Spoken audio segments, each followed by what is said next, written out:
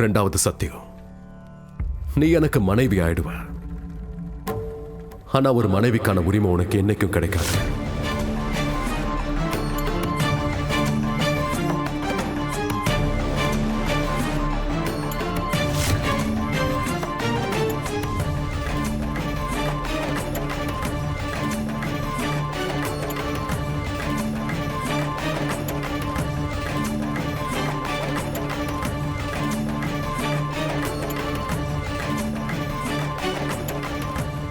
மூணாவது சத்தியம், நான் உன்னோட வாழ்க்கைய நரகத்தை விட மோசமாக்குவேன், ஆக்கிக்கிட்டே இருப்பேன்.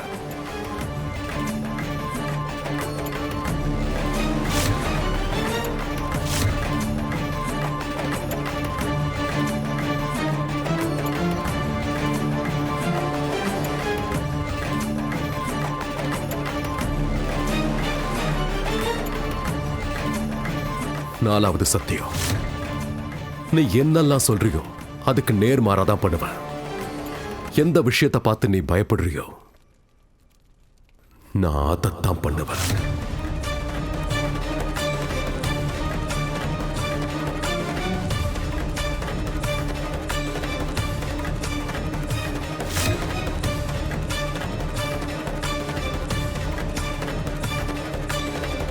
அஞ்சாவது சத்தியம், உனக்கு அதிகமான வலி வேதனை கொடுப்ப. ஒரு கட்டத்தில் என்னை விட்டுடுன்னு நீயே வந்து கெஞ்சுவ.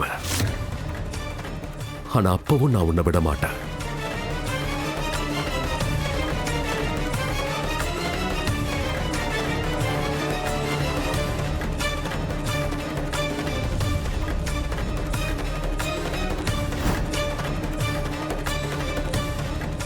ஆறாவது சத்தியம், என் கிட்ட இருந்து அன்பா ஒரு வார்த்தை வராதான் நீ ஏங்குவ. ஆனா என் கிட்ட இருந்து உனக்கு கிடைக்க போறது வெறும் வெறுப்பு மட்டும்தான்.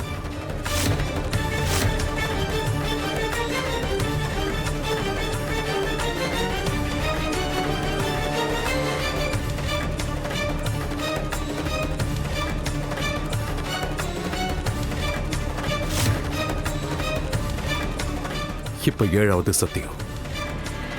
மோகனையா, 6 சத்தியம் நீங்க பண்ணீங்க. ஒரு சத்தியம் பண்ற வாய்ப்பை எனக்கு கொடுங்களேன். நான் உங்களுக்கு ஒரு சத்தியம் பண்றேன் மோகனையா. என்ன நடந்தாலும் சரி, நான் கடைசி வரைக்கும் உங்களை காதலிச்சுக்கிட்டே இருப்பேன்.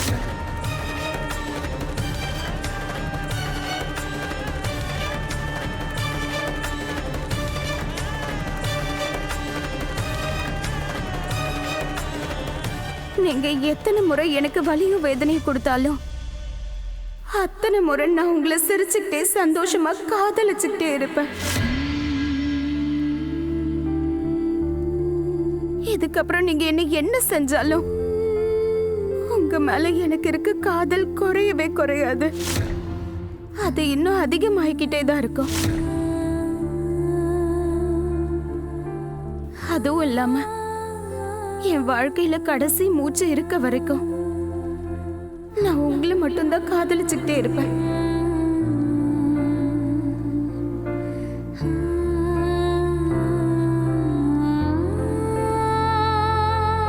ஆனா நான் உன்னை கடைசி வரைக்கும் வெறுத்துக்கிட்டே இருப்பேன்.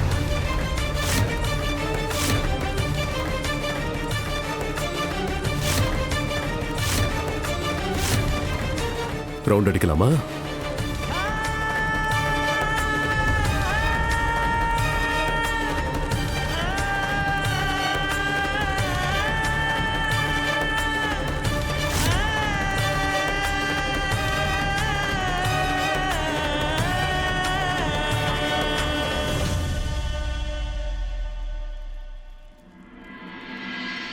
வேற ஏதாவது பண்ணணுமா? ஆமா மோகனையா,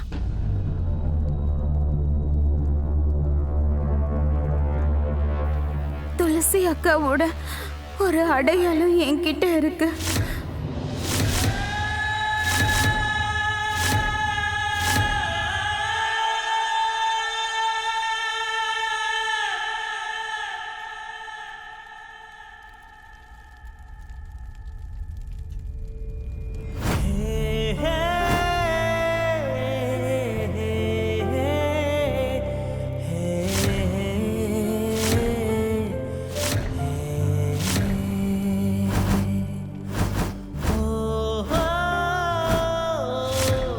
அண்ட் இதுல என்னோட பேரை ஏன் எழுதியிருக்கேன்னு தெரியுமா? ஏன்? ஏன்னா இந்த தாலி தான் ஒரு பெரிய ஆதாரமா இருக்க போகுது. அது இந்த மோகன் துளசிக்கு தான் சொந்தமா இருந்தான், இருக்கான், எப்பவும் இருப்பான். இது துளசியோட தாலி. இந்த தாலி எங்க போச்சு?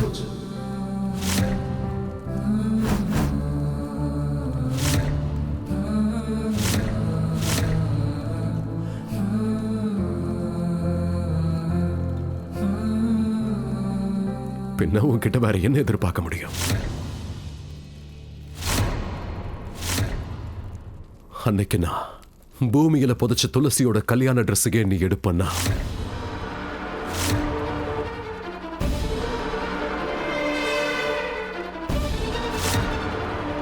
இந்த தாலி எடுக்கிறது ஒரு பெரிய விஷயமா?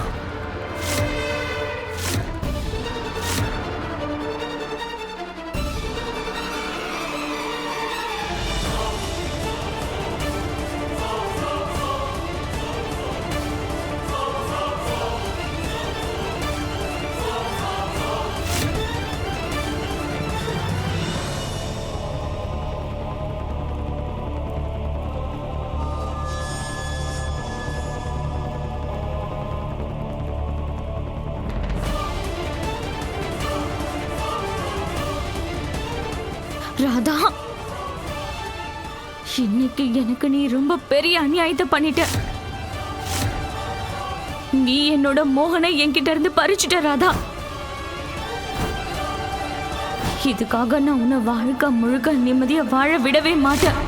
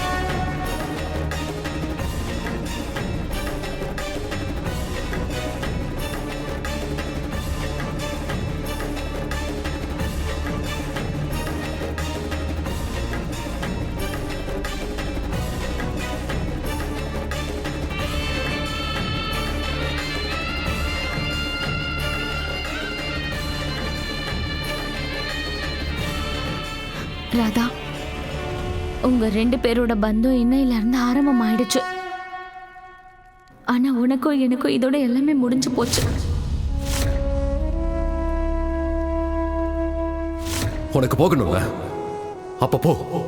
ஆனா சத்தியம் பண்ணிட்டு போய் என் முன்னாடியே என் குடும்பத்து முன்னாடியே நீ வரக்கூடாது. உன் முகத்தையே காட்டக்கூடாது, உன்னோட குரல் கூட கேட்கக்கூடாது. மோகன் அன்னைக்கு வாங்கின சத்தியத்தால இனி நான் பேசுறத உனக்கு கேட்காத, உன்னால என்ன பார்க்கவும் முடியாது. நான் போறேன் ராதா, சந்தோஷமா இரு. இல்ல, இப்ப இல்லைன்னு சொல்லி என்ன பிரயோஜனம்? இப்போல இருந்து உன்னோட அழிவு ஆரம்பம்.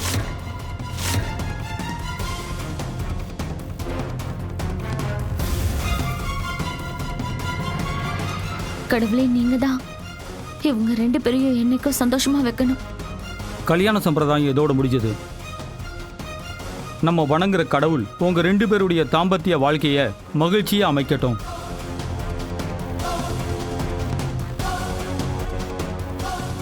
அதையெல்லாம் காலத்தால தானே சொல்ல முடியும். இந்த தாம்பத்திய வாழ்க்கை சந்தோஷமா இருக்குமா இல்ல சோகமா இருக்குமான்னு.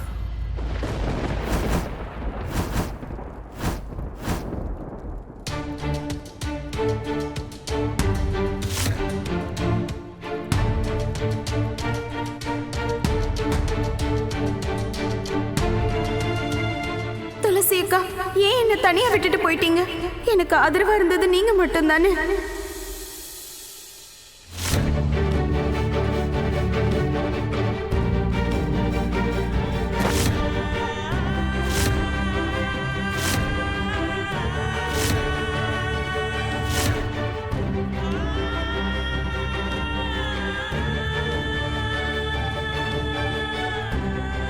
மோகன், மோகன்,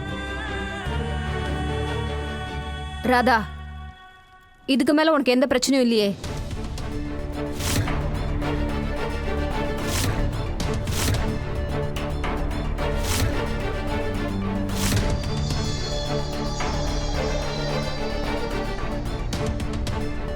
நாங்க கிளம்புறோம். உனக்கு இங்க யாராவது ஏதாவது பிரச்சனை கொடுத்தாங்கன்னா உடனே வந்து எங்ககிட்ட சொல்லு.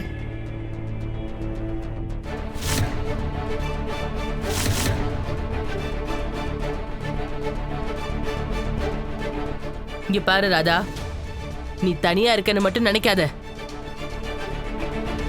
நாங்க எல்லாரும் உனக்கு துணையா இருக்கோம். எங்களெல்லாம் உன் அக்காவை நினைச்சுக்கோ. நீ எப்ப கூப்பிட்டாலும் நாங்கெல்லாம் வந்துருவோம்.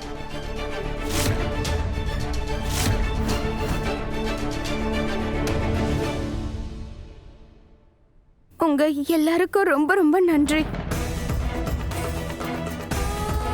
இன்னைக்கு எனக்கு என்னோட உரிமை கிடைச்சிருக்குன்னா அதுக்கு காரணம் நீங்க எல்லாரும் தான்.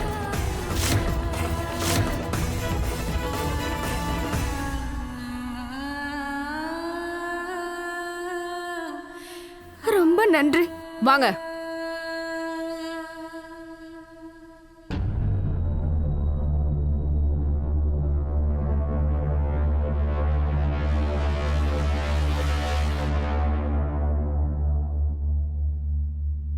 இங்க பாரு ராதா, உனக்கு அம்மா இல்லைன்னு எனக்கு தெரியும். இன்னில இருந்து நீ என்ன உன் அம்மாவை நினைச்சுக்கோ.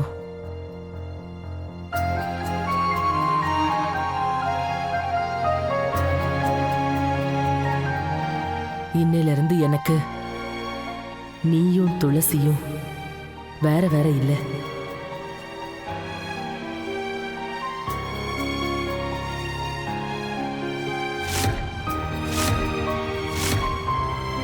எனக்கு என்னோட குஷிக்கு மட்டும் இல்ல, ராதாவுக்கும் சேர்த்து ஒரு அம்மா கிடைச்சிட்டாங்க.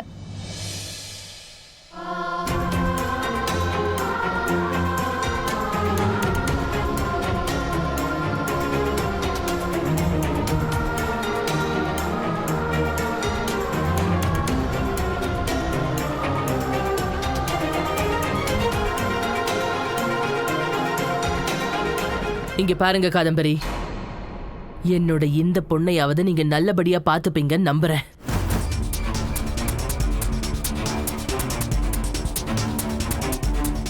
என்னோட அந்த பொண்ணுக்கு நடந்தது இந்த பொண்ணுக்கு நடக்க கூடாது.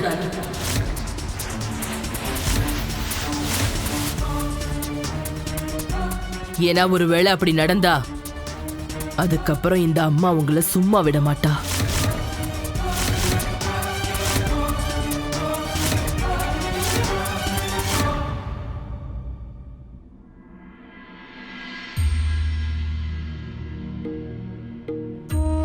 குஷி கண்ணா, இன்னைக்கு நான் ரொம்ப சந்தோஷமா இருக்கேன்.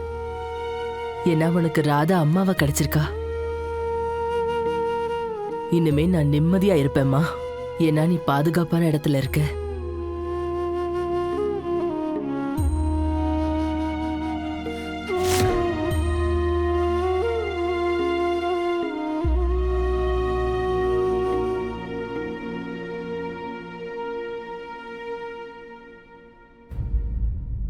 போயிட்டு வரேன்.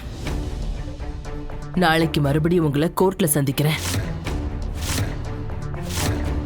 குஷியோட கஸ்டடி கேஸ் ஹியரிங்ல.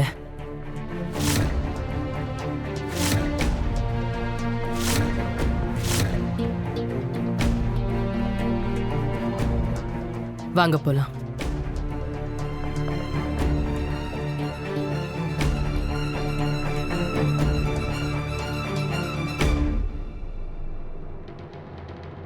விஸ்வநாதன், இன்னைக்கு உங்க வீட்டில் நடந்த இந்த அசம்பாவிதம், அதுக்கு நான் உங்ககிட்ட மன்னிப்பு கேட்டுக்கிறேன். நான் தான் என் பொண்ணை வளர்க்க தெரியாம வளர்த்து பெரிய தப்பு பண்ணிட்டேன். அதனால தானே என்னவோ அவளை வச்சு அந்த ஆண்டவன் எங்களை தண்டிச்சுட்டான். என்ன மன்னிச்சுடுங்க.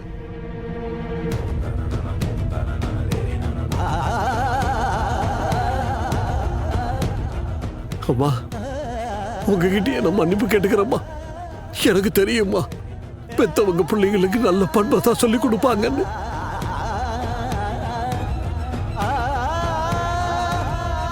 ஆனா சில பிள்ளைங்க இப்படி ஆயிடுதுக்கு, அதுங்களால பெத்தவங்க தலைகுனிய வேண்டியிருக்கு.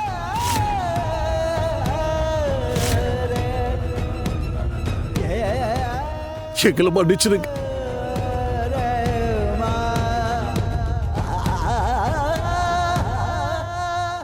வாங்கம்மா போலாம். பாட்டி, பாட்டி, அப்பா போகும்போது உங்க பொண்ணு ஆசீர்வாதம் பண்ணிட்டாவது போங்கல. எந்த பொண்ணு? யார் எனக்கு பொண்ணு? எனக்கு ராதான ஒரு பொண்ணு இருந்தா இப்ப செத்துட்டா. அப்பா,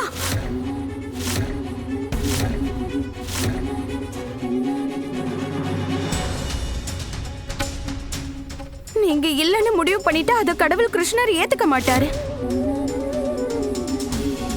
பெத்தவங்களும் அவங்க பசங்களோட உறவை அப்படி அறுத்தறிஞ்சிட முடியாது. இன்னைக்கும் நான் உங்களோட பொண்ணுதான்ப்பா. நான் உங்களோட பேத்தி தான் பாட்டி. இன்னைக்கு எனக்கு கல்யாணம் ஆயிருக்கு. அதனால நாளைக்கு உங்க வீட்டுக்கு மறு வீட்டு சம்பிரதாயத்துக்காக வருவோம்.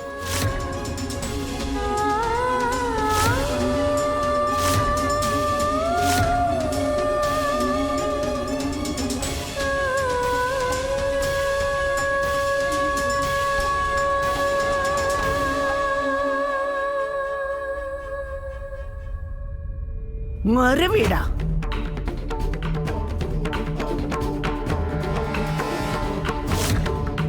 ஊர் பக்கம் வந்தீன்னா உன் காலை ஒடிச்சிடுவேன்.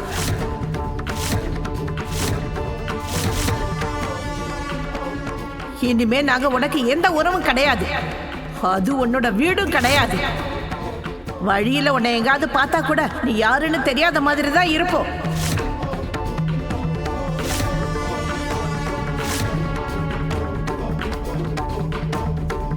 எங்க குடும்பத்தோட மான மரியாதைய முழுசா கெடுத்துட்டேன். இனி உயிரோட இருந்தாலும் செத்தாலும் அத பத்தி எங்களுக்கு கவலை இல்ல. வா ராமேஸ்வரா. இல்ல இல்ல பாட்டி, பாட்டி, பாட்டி, நான் சொல்றது கேளுங்க. அப்பா நெல்லுங்கப்பா. அப்பா, அப்பா.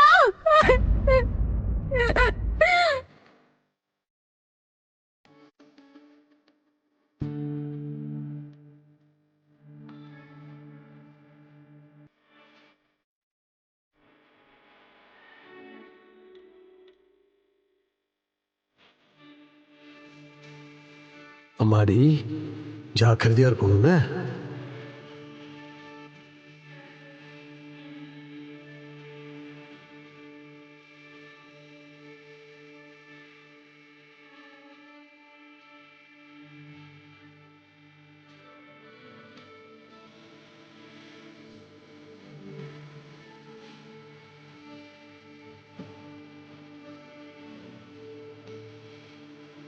வீட்டுக்கு வா. ஒன்று இழுத்து வச்சு 4 சாத்து சாத்த போறேன்.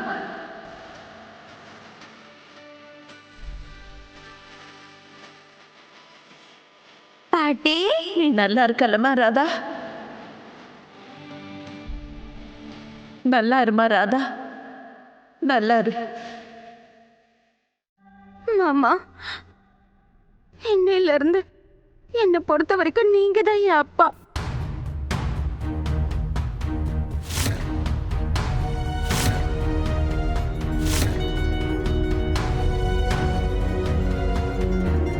நீங்களாவது என்ன ஆசீர்வாதம் பண்ணுங்க.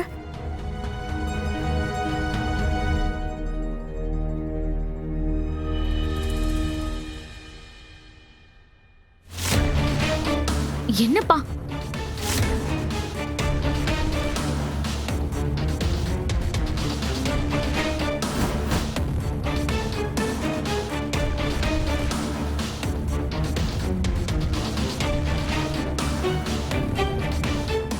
பெத்த அப்பனுக்கே பொண்ணா இல்லாதப்ப இன்னொருத்தருக்கு எப்படி பொண்ணா இருக்க முடியும்?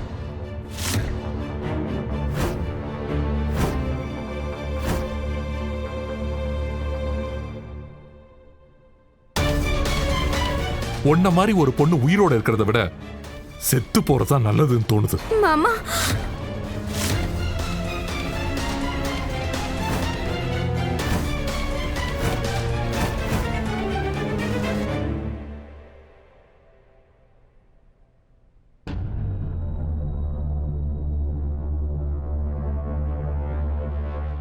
அத்தை,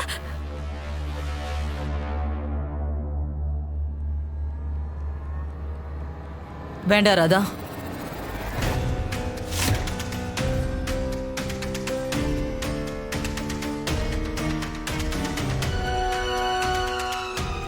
அம்மா, இதுல ராதாவோட தப்பு எதுவும் இல்ல. ப்ளீஸ்.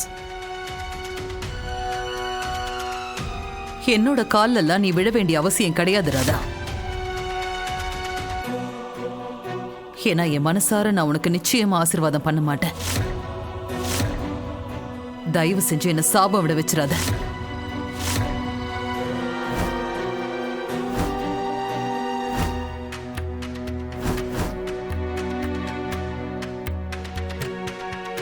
நீ பண்ண காரியத்துக்கு உன்னை என்னைக்கும் நான் மன்னிக்க மாட்டேன்.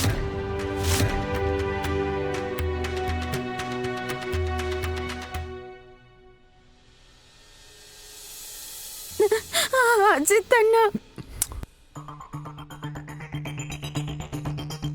நீ சொன்னது சரிதான் கீர்த்தி. நான் ஒரு முட்டா பையன். கண்ணை மூடிட்டு எல்லாரையும் நம்பிடுறேன், உறவை ஏற்படுத்திக்கிறேன், அப்புறம் நான் தான் நஷ்டப்பட்டு நிற்கிறேன்.